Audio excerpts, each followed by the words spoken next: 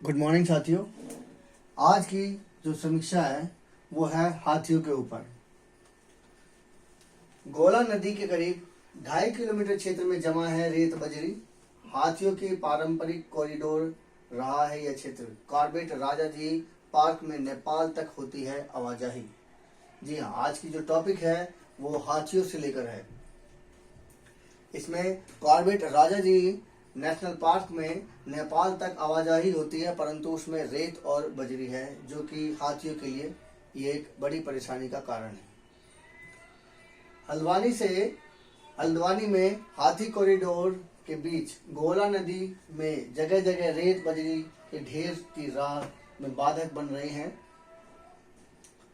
हल्दूचौड़ और बिथुखता के बीच गौल नदी के करीब 2.5 किलोमीटर लंबे हिस्से में लगभग 4 लाख घन मीटर रेत बजरी आरबीएम के ऊंचे ढेर लगे हैं।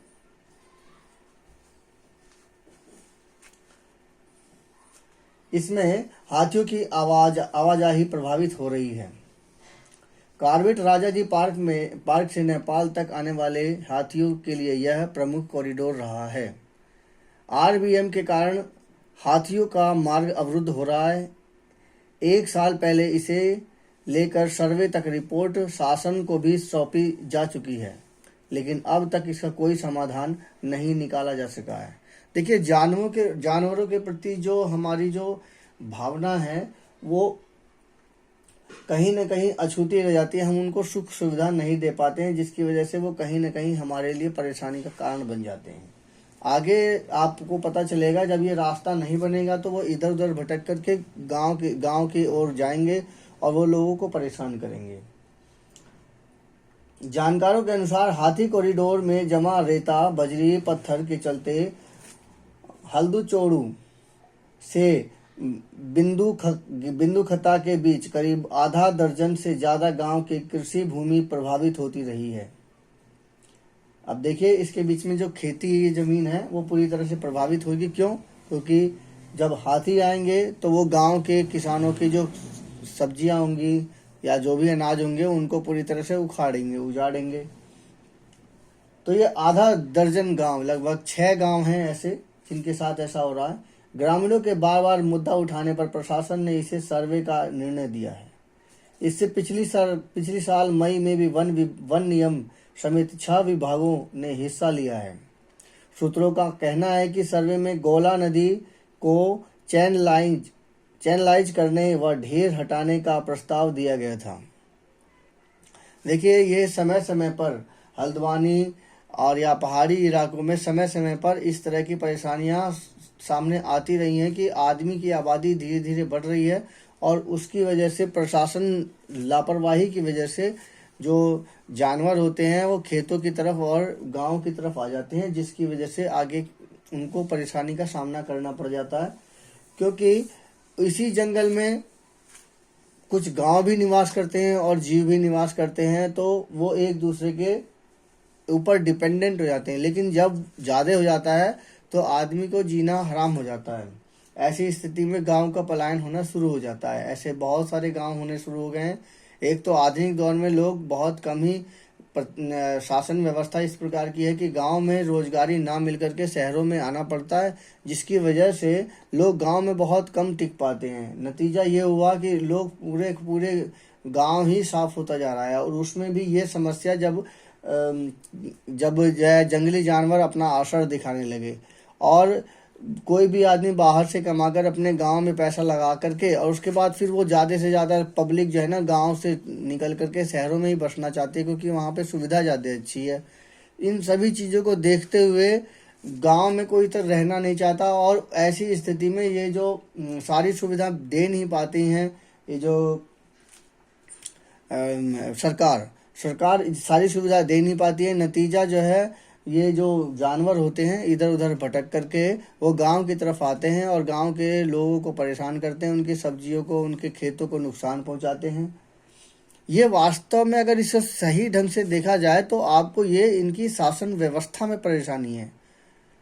आप जब वोट डालते हैं तो उस समय में आप ये तो देखते हैं कि इस गांव का इतना वोट है, लेकिन उस गांव के उतने वोट के हिसाब से सुविधा वहां ना दे करके नगर निगम में दे दी जाती है।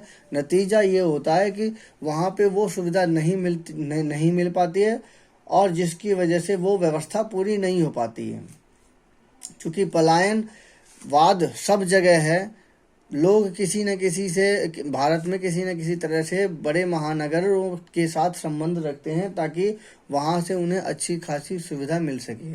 लेकिन ये प्रशासन का नियम बिल्कुल गलत है। अगर जब तक वो गांव के अंदर तक या ग्राम सभा इस तरह से जागरूक ना की जाए, जब तक कि वो मतलब आत्मनिर्भर ना बन पाए, तब तक वो पॉसिबिलिटी नहीं है। और उसके लिए ज़रूरी है ग्राम सभा को जागरूक रखना। ग्राम सभा को जागरूक रखने के लिए कुछ एक कॉरिडोर हैं, उनको ध्यान में रखते हुए काम करना पड़ेगा। तभी जाकर के, जब तक गांव की तरफ लोग जाएंगे नहीं, तब तक जो है ये सारी समस्या बनी रहेगी। और जब गांव की तरफ लोग जाएंगे तभी जाकर के जो पशु पक्षी हैं, जानवर हैं, उनकी देख रेख पर भी ध्यान जाएगा कि हाँ यहाँ पे आदमी रह रहा है।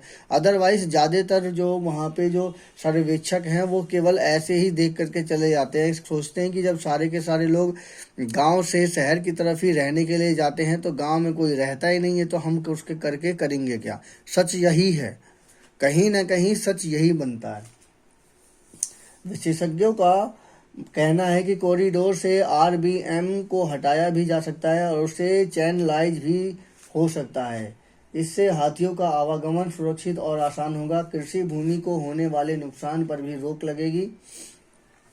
वन अफसरों का कहना है कि यदि वक्त रहते इस कॉरिडोर को खनिज पदार्थ नहीं हटाए गए तो हाथियों के मार्ग में और अधिक रुकावटें आएंगी, जिससे मानव वन्य जीव संघर्ष बढ़ने की आशंका है। विशेषज्ञों ने चेताया कि शासन स्तर पर शीघ्र निर्णय लेकर चैनलाइजेशन कार्य शुरू किए जाएं।